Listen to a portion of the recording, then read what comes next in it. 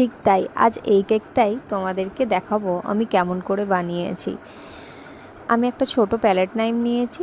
দেখো, প্যালেট নাইফটা হালকা একটু উঁচু করে ঠিক নিজের দিকে আস্তে আস্তে এগিয়ে নিয়ে আসবো আর টার্ন টেবিলটা ঘোরাতে থাকবো, তাহলেই কিন্তু এই ডিজাইনটা হয়ে যাবে।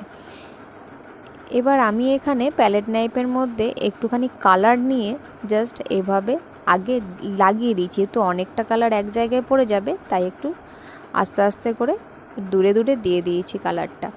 তোমরা এখানে এভাবে শুধু কালার না দিয়ে একটা কোনো ডিপ ক্রিম করে নিলে সেটাকেও দিতে পারো। এইভাবে দিয়ে ঠিক নিচে থেকে ওপরে তুলে দিতে হবে, তাহলে কিন্তু এই ডিজাইনটা সুন্দর চলে আসবে। দেখো, আমি শুধু কিন্তু কালারই দিয়েছি। এখানে দিচ্ছি আমি গানাশ। গানাশটা অবশ্যই একদম নরম ইউজ করো না, কিছুক্ষণের জন্য ফ্রিজে রেখে দাও, একটু ঠিক হয়ে যাবে যখন, তখন ইউজ করো, তাহলে দেখবে মানে বেশ ভালো লাগবে। আমি এবার দেখো একটু এদিক ওদিক করে দিচ্ছি, এক লাইনে মনে হয় যেন সবসময় দেখতে ভালো লাগে না, তো ওই জন্য একটু এদিক ওদিক করে দিলাম। এখানে আমি 44 পেটার নজেলটা ইউজ করেছি, বাট এই ভিডিওটা আমি করেছি কিন্তু ভালো আসেনি, তাই আমি নেক্সট টাইম এই ফুলগুলো কিভাবে করবে কোনো একটা ভিডিওতে আমি দেখিয়ে দেবো।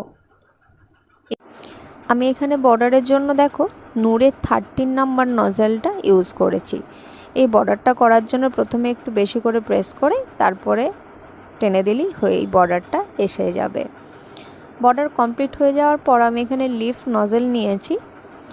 আমি দেখো পাতাগুলো করার সময় সামান্য একটু শেক করছি। আমার মনে হয় পাতা করার সময় একটু হালকা করে এরকম হাতটা শেক করলে কি হয়, পাতাটা দেখতে কিন্তু বেশ ভালো লাগে, মানে পাতার মধ্যে একটা হালকা ভাঁজ আসে।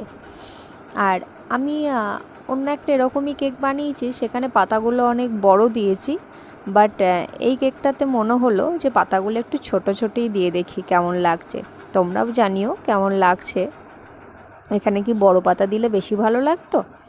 আচ্ছা, আমার না আবার একটু ওপরে পাতা দেওয়ার ইচ্ছার পর মনে হলো বর্ডারও একটু একটু পাতাগুলো দিয়ে দিই, কারণ গ্রিন কালারের ক্রিমটা অনেকখানি রয়েছে। ক্রিম থাকলে না মাঝে মাঝে ভাবি কি করে পুরো ক্রিমটা কাস্টমারকে টোটালটাই দিয়ে দেব। তোমরাও কি তাই করো? তো দেখো, এখানে আমি রেড কালার দিয়ে ফুলের রেনু করে দিচ্ছি।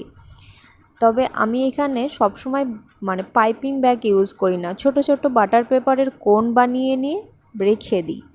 যখন যেরকম দরকার হয় সেরকম সাইজের একটি বাটার পেপারের কোন বার করে আমি ইউজ করি।